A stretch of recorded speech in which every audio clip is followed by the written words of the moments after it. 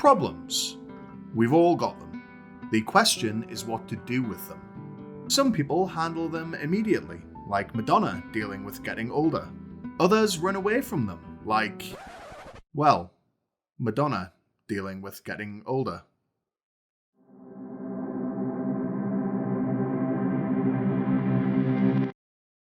Welcome to the latest episode of Sex and the Shitty, a spitefully critical review cum recap of 90s and noughties television phenomenon Sex and the City.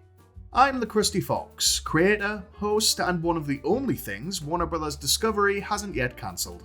This week we're looking at Season 3, Episode 13, entitled Escape from New York. Let's get into it.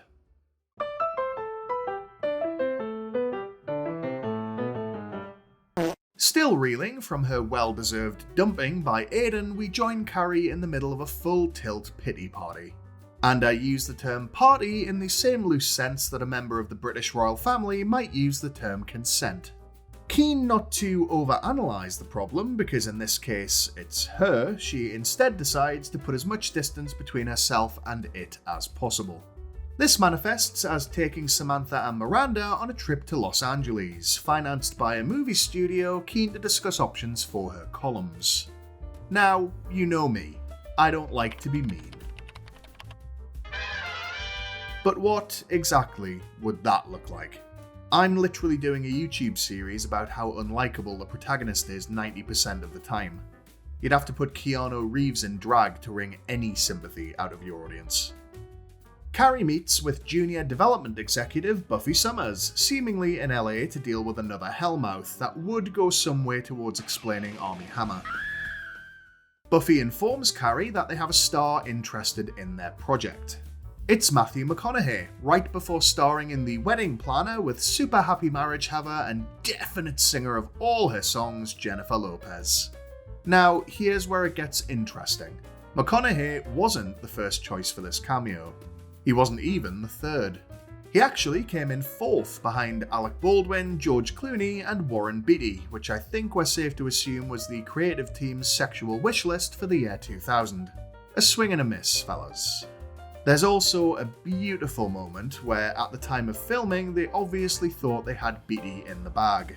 So much so that it's his name that Buffy whispers to Carrie.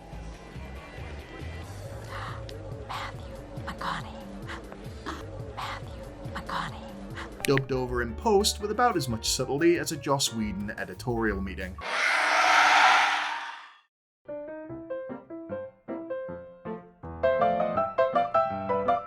Charlotte, meanwhile, is just back from her honeymoon and needs to stay in New York to go full Jessica Fletcher on the mystery of Trey's malfunctioning meat musket.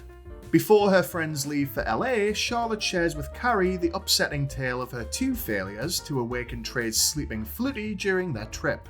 When Carrie uses the word impotence, Ms. York reacts like someone just said Candyman for the 5th time. And I don't mean with the same excitement I'd have if Yahya Abdul-Mateen was about to appear behind me.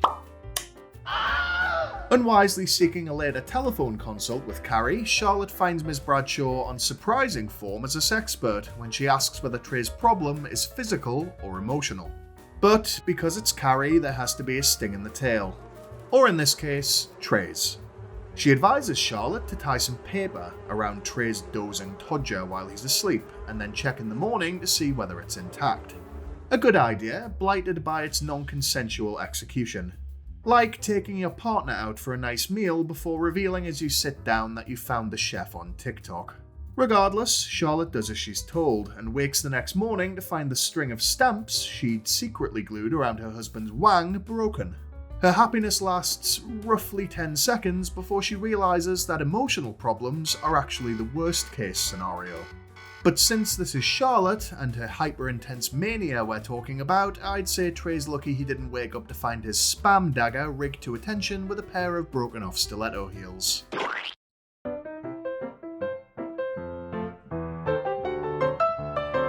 At the hotel bar, Samantha gets talking to Garth, who turns out to be an adult movie star. Even more impressively, his famous appendage has been turned into one of the best-selling female aids in America, behind washing machines with powerful spin cycles and any phallic vegetable capable of taking a punch. What? I'm a gay man. Make your own joke then. Garth invites the ladies to the launch of his latest product, where Miranda describes him as the John Grisham of penises. Which I take to mean too long, overrated, and unlikely to do anything you haven't seen a million times before. Sadly, Garth gravely misinterprets Samantha's intentions when he announces that he's a poet, follows up with a reading, and finishes with an offer to move back to New York with her. For Samantha, a 3-course meal on par with dinner at the house from the Texas Chainsaw Massacre. Disappointingly, judging his profession to be a no-go in her Manhattan social circles, she decides she's better off settling for something rubberized and portable instead. Which, incidentally, is the same conclusion that 6 months in a relationship with Elon Musk's pallid ass would bring you to.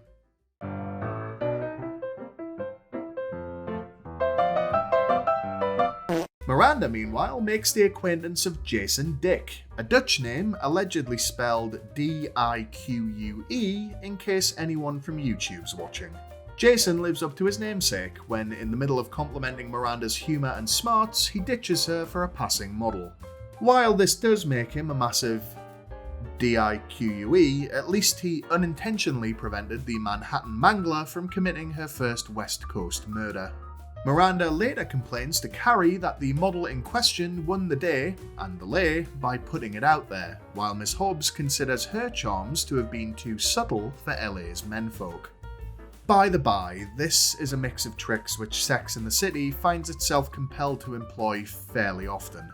Superiority bias, interpretive bias, and the irrational primacy effect.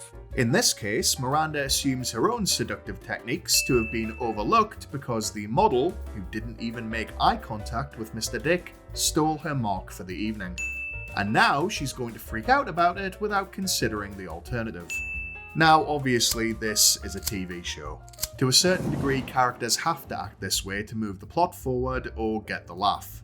But this is all presented as fact, which is a problem when you've got an audience nodding along at home. Particularly when the mouthpiece is Miranda, whose solution to every problem is to whack it over the head with a spade and dump it in a landfill. We get a further example seconds later when Miranda spotlights a woman in a backless dress. Women gotta stick together. And they assume she's up for sex. Each and every day. A hooker. Women gotta stick together. And working in the corn industry. In each and every way. Apparently, proving Miranda's point, the lady in question reveals that she's a lawyer for Disney, which can't be true because she's missing the black uniform and jackboots. Please don't hurt me, Disney.